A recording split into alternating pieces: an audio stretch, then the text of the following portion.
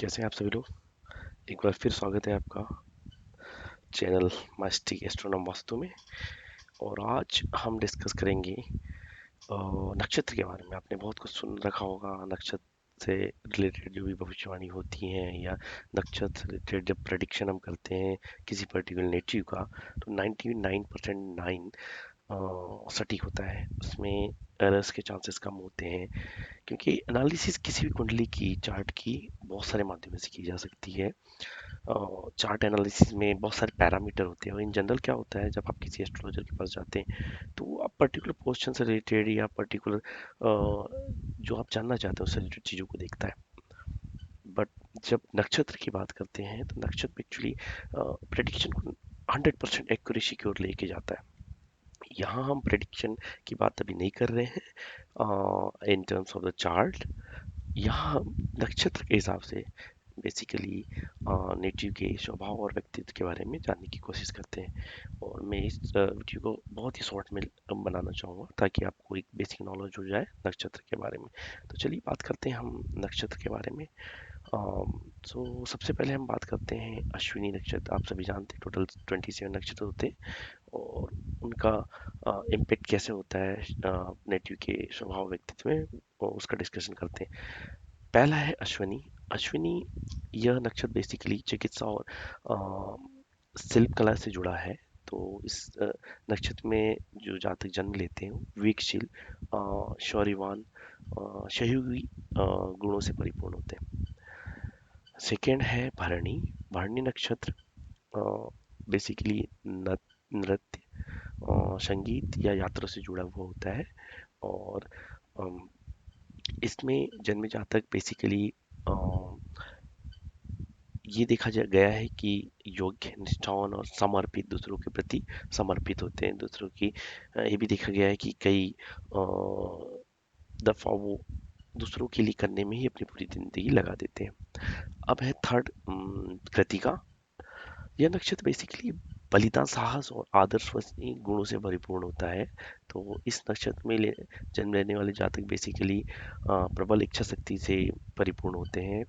अ, हर समय कुछ नया करने की सोचते हैं, प्रगतिशील होते हैं, ये बोल सकते हैं आप। तीसरे टाइप का होता है कृतिका। कृतिका, आई थिंक हमने कृतिका बात की, राइट। हम कृतिका की बात आते हैं। चौथा रोहिणी।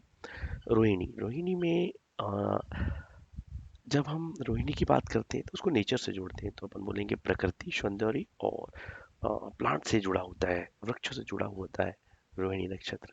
तो इस जन्म नक्षत्र में जन्म लेने वाले जातक बेसिकली क्या होता है, आकर्षक होता है, लग्जरीज लाइफ जीवन जीने का शौकीन होता है, सुखों से जुड़ी चीजें देखना ज्यादा पसंद करता है, तो उसको कह सकते हैं हम सुख प्रिय होता है। साथ ही साथ उत्तम आत्मा होता है, हम बोलते हैं ना आत्मा से परमात्मा से जुड़ा हुआ इंसान, तो वैसा होता है। अ, अब आते हैं मृगशिरा पे। इसको हम मृगशीर्ष भी कहते हैं। तो इस नक्षत्र में बेसिकली जन्म जातक काल्पनिक होते हैं, कल्पनाशील होते हैं। और दूसरा कह सकते हैं शिल्प कला से जुड़े हुए होते हैं। तो बिकॉज ऑफ दिस रीजन मैं कह सकता हूँ कि ये जातक जो होते हैं सरल, क्रियाशील और उदार गुण होते हैं। अब छठवीं आद्रा, जिसकी हम बात करते हैं। आद्रा बेसिकली आदर्शवादी और स्पष्टवादी विचारों से जुड़ा हुआ है। तो इस नक्षत्र में जो भी जातक जन्म लेंगे अनुशासन को दर्शाता है, उदार होंगे और गहन विचारों वाले होंगे। जो एक, जब भी हमने देखा है ना कि कब किसी डिसीजन को लेना होता है तो बहुत सारी चीज़ों को जोड़ के गहन विचार करके ही डिसीजन लेते हैं, तो उस टाइप के होते हैं। अब आता है पुनर्वशा। पुनर्वसु बोलते हैं। तो ये जो होता है नक्षत्र बेसिकली पुनर्जन्म और फिर पुनः पुरावलोकन से जुड़ा होता है। तो बेसिकली इस जन्म लेने वाले जातक दूसरों के प्रति समर्पित होते हैं, जो हम बोल सकते हैं। और बेसिकली ये भी देखा गया है कि जहाँ तक पूर्व जन्म से जुड़े हैं, जो जहाँ तक यह देखने में आया है, बेसिकली वो इसी पुनर्वसु नक्षत्र में जन्म लेते हैं, और साथ साथ आध्यात्मिक भी होते हैं। अब आता है पुष्य। पुष्य नक्षत्र में बेसिकली इसको जोड़ा गया है धर्म, यात्रा और सेवा भाव से। तो ये दयालु तो होंगे ही, साथ में धर्मनिष्ठ होंगे, ज्ञानी होंगे, कर्म और दूसरे व्यक्ति के प्रति समर्पित भी होंगे। अब 10वां है अश्लेषा। अश्लेष पुष्य हुआ था, अश्लेषा 9वां है। तो अश्लेषा जो होता है, इसको मानवता के प्रति समर्पित माना गया है। तो इसमें दूसरों के प्रति सम्मान भावना होगी, दूसरों को उतना इम्पोर्टेंस देने वाले होंगे और दूसरों की गरिमा को बनाए रखने में अपने आप को भाग्यशाली समझेंगे। तो ऐसा नहीं किसी की टांग खींचने इस टाइप के मघा नक्षत्र में जन्म लेने वाले जातक नहीं मिलेंगे आपको। अब आता है पूर्वा फाल्गुनी। पूर्वा फाल्गुनी यह नक्षत्र प्रेम, सौंदर्य और संगीत से जुड़ा है अगेन। तो मैं यही बोलूँगा कि ये साहसी तो होंगे, एक उदार विचारधारा को लेके आएंगे और साथ ही साथ आदर्शवादी भी होंगे। उत्तर फाल्गुना ये बेसिकली यात्रा या सामाजिक सेवा से जुड़ा हुआ माना गया है। तो इसलिए नक्षत्र लेने वाले जातक अपना सामाजिक दायित्व भरीपूर्ण निभाते हैं। और दूसरा, अ, अपनी प्रतिष्ठा परायणता को बनाए रखने के लिए किसी भी हद तक जा सकते हैं। हस्ता या हस्त बोलते हैं। तो ये अगेन नाम से ही कला या शिल्प कला से जुड़ा हुआ लग रहा है। सो ये दोनों से जुड़ा होता है। और ये थोड़े काल्पनिक होते हैं, लेकिन अम, कार्यशील होते हैं, कंटिन्यूस कुछ करने वाले रहते हैं। आप कुछ लोगों को देखे होंगे कि कुछ ना कुछ लगा ही रहता है उनकी लाइफ में, कभी शांत बैठने वाले नहीं होते। साथ ही साथ सौंदर्य को बहुत पसंद करते हैं, तो सौंदर्य प्रिय कह सकते हैं आप। चित्रा, ये नक्षत्र बेसिकली श्रृंगार, कला और सौंदर्य से जुड़ा है। तो ये कला को इम्पोर्टेंस देने वाले, साथ ही एक समर्पणशील जीवन जीना पसंद करते हैं और सजीव होते हैं। अब आते हैं स्वाति नक्षत्र। स्वाति नक्षत्र ये समर्थन और न्यायप्रियता को इंडिकेट करता है। तो इसलिए नक्षत्र में लेने वाले जातक क्या होते हैं जनरली, अपनी योग्यताओं के अपने बलबूते पे आगे बढ़ते हैं और अपनी एक अलग पहचान बनाते हैं। और उनको हमेशा एम, अपना उद्देश्य पता होता है और उसी के हिसाब से अपने काम को प्राथमिकता देते हैं और कंटिन्यू करते हैं। अब आता है विशाखा। विशाखा ये अगेन मैं ये बोलूँगा कि न्याय और समाज सेवा से जुड़ा है। तो बेसिकली जन में जाने वाले जातक बेसिकली सोशल सर्विसेज में होते हैं और किसी का अन्याय होते हुए नहीं देख सकते हैं। अनुराधा, अनुराधा जो होता है नक्षत्र, वो फिर अगेन समाज सेवा, बट इसके साथ साथ ही ये दूसरों की हेल्प करने में भी, दूसरों के साथ सामंजस्य बैठाने में बहुत इजी होता है इनके लिए।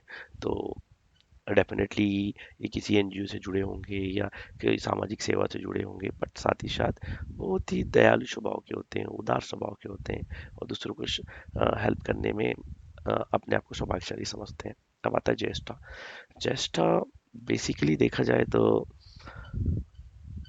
अगेन संघर्ष और समर्पण से जुड़ा है।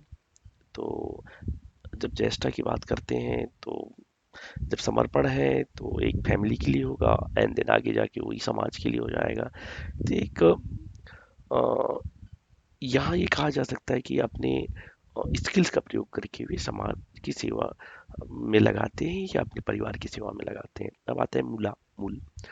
तो इस नक्षत्र में बेसिकली अपने लक्ष्य को, अपने गोल को हमेशा टारगेट करते हैं। और ऐसा नहीं कि उस गोल को कैसी किसी भी तरह से प्राप्त कर लेते हैं, नहीं, वो प्रॉपर अपनी बिना किसी गलती किए या आत्मा से जुड़ी चीजें करके, मतलब जब तक वो खुद से उसकी एनालिसिस नहीं करते कि वो किसी का गलत तो नहीं कर रहे, तब तक वो चीज को नहीं करते हैं। इसलिए वो परिश्रमी भी होते हैं, साहसी भी होते हैं और आध्यात्मिकता से जुड़े होते हैं, क्योंकि किसी का दूसरे का गलत गलत नहीं कर सकते।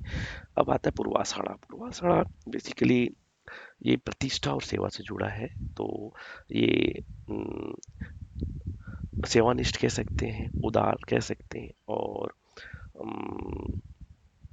बिकॉज यात्रा से भी जुड़ा है तो उनको यात्रा करना बहुत पसंद होता है। उत्तराषाढ़ा, ये नक्षत्र में जन्म लेने वाले जातक अगेन सोशल तो होते हैं, साथ साथ न्याय प्रिय होते हैं, और जो निम्न वर्ग है या अ, उस या कुछ ऐसा देखते हैं कि अ, किसी के साथ कुछ गलत हो रहा है तो उसको फिर अ, उसकी हेल्प करते हैं हमेशा, अ, उसके साथ गलत नहीं होने देते हैं। अब आते हैं श्रवण। तो श्रवण बेसिकली होता है अगेन ज्ञान, विद्या और संगीत से जुड़ा। तो ये जहाँ तक जहाँ ज्ञान की दो बातें मिलेगी उसको बेसिकली हमेशा कितना ले लें यही देखते रहते हैं कि जहाँ दो ज्ञान की बातें बराबर अपना टाइम देंगे, और साथ ही साथ उनको संगीत सुनना, संगीत से जुड़े रहना, चाहे सुने या सिंगिंग करे, बहुत ज़्यादा पसंद होता है। अब आते हैं घनिष्ठा। घनिष्ठा एक नेतृत्व संघर्ष से जुड़ा है। तो हम इसको यहाँ ये कह सकते हैं कि अम, एक वाह दीवार की तरह खड़े हो जाते हैं, जहाँ भी कोई अन्याय होते हुए देखते हैं या किसी चीज को लेके चलना है और उसमें सफलता भी पाते हैं, और उस चीज को लेके वो कंप्लीशन तक लेके जाते हैं। अब आता है सतशिशा। सतशिशा में सतविशा में बेसिकली होता क्या है कि अ, इसमें थोड़ा सा चेंज ये आएगा अगर आप अ, घनिष्ठा से कंपेयर करें तो। बिकॉज घनिष्ठा में क्या हो रहा था कि वो एक नेतृत्व प्रेमी थे, संघर्ष में साथ दे रहे थे दूसरों का। बट सतपिशा में थोड़ा सा क्या होगा कि एक मिला जुला रूप होगा कि वो न्यायप्रिय तो होंगे बट एक विचार महाविचारशाली होंगे। कभी कोई चीजों को बिना विचार किए उसका साथ नहीं देंगे, देंगे जरूर, दूसरे की हेल्प करेंगे बट एक गहन चिंतन के बाद। पूर्व भाद्रपद आता है। पूर्व भाद्रपद अगेन एक और ये लक्षक जो हो गया। पहला था मैंने जो बोला था कि क्या था, पुनर्वसु जो पूर्व जन्म से जुड़ा था, और एक ये दूसरा है पूर्व भाद्रपद जो पूर्व जन्म से जुड़ा है। और सेकंड चीज इसमें होती है धर्मनिष्ठ होते हैं, तो धर्मनिष्ठा से जुड़ा हुआ है। एंड देन सो मिला जुला के ये कह सकते हैं कि ये कर्म प्रेमी होते हैं, पुनर्जन्म से यकीन रखने वाले होते हैं, और धर्म से जुड़े होते हैं, और धर्म गुण संपन्न होते हैं। अब आते हैं अपन उत्तर भाद्रपद पे। तो उत्तर भाद्रपद में जब हम बात करते हैं तो एक महान उद्यमी होते हैं, सहनशीलता कुट कुट के भरी होती है, बट एक प्रॉब्लम ये होता है कि वो भावुक होते हैं। द लास्ट वन, हम बात करते हैं रेवती की। और रेवती में एक जो एडिशनल चीज जो आपको किसी और में नहीं दिखेगी वो होती सहानुभूति। सहानुभूति के साथ इसमें उदारता होती है और दयालुता होती है। तो ऐसा अ, ऐसे नक्षत्र में लेने वाला अ, जो जातक होता है वो पृथ्वी की रक्षा करने का दायित्व अपने ऊपर ले लेता है। जैसे आपने कहीं सुना होगा कि अम, इसने अपनी धरती के लिए किया, बहुत सारे पेड़ लगाए या क्लीनिंग की। तो आप देखना कहीं ना कहीं वो उनका नक्षत्र रेवती से जुड़ा होगा। तो होप ये आज का जो एपिसोड था या अपना डिस्कशन था जिसमें मैं आपके बेस्ड ऑन नक्षत्र, नेटिव के स्वभाव और व्यक्तित्व के बारे में बता रहा था। आई थिंक आपको अच्छा लगा होगा। बहुत जल्दी ही मैं क्लासेस का जो एक्चुअल कोर्सेज है जिससे आप नॉलेज ले सके, साथ ही साथ प्रेडिक्शन भी लेके आ रहा हूँ। Prediction in the sense the combination of chart, so that आप जब किसी चार्ट के एनालिसिस करेंगे तो uh, वो भी क्लियर हो सके। बट उसके पहले मैं कुछ और वीडियो डालूंगा, बिकॉज कुछ नॉलेज आपका बहुत ज़रूरी होगा वहाँ तक पहुँचने के लिए। तो खुश रहें, और जल्दी से लाइक एंड सब्सक्राइब कर लीजिए, शेयर कर लीजिए, ताकि लार्जर ऑडियंस तक पहुंच सके एंड जो भी नीडी हैं उनकी हेल्प हो सके। तो थैंक यू सो मच। जय माँ जगदम्बे।